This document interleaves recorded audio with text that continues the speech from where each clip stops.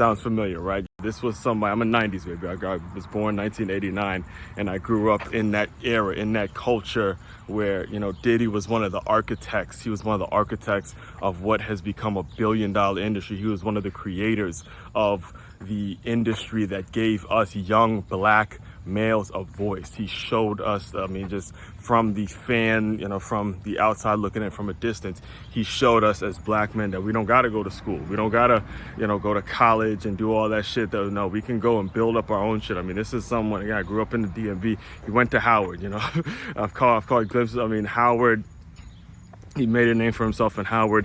He was a big deal in the area I grew up in.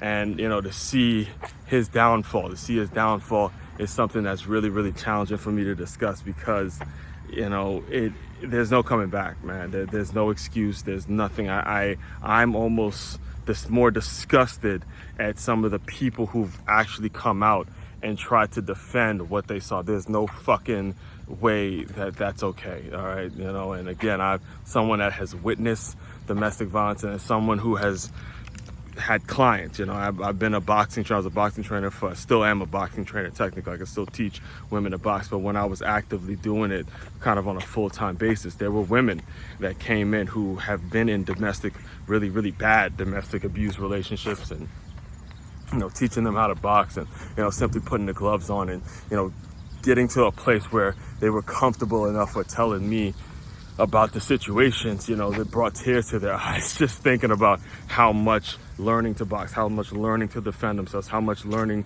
to keep themselves away from fucking monsters like that, how much it meant to them to just have that ability. And this is something that we as men have got to, we've got to take it and understand that everyone in this world, doesn't matter how much fucking money you have, all right? Money does not define the human being.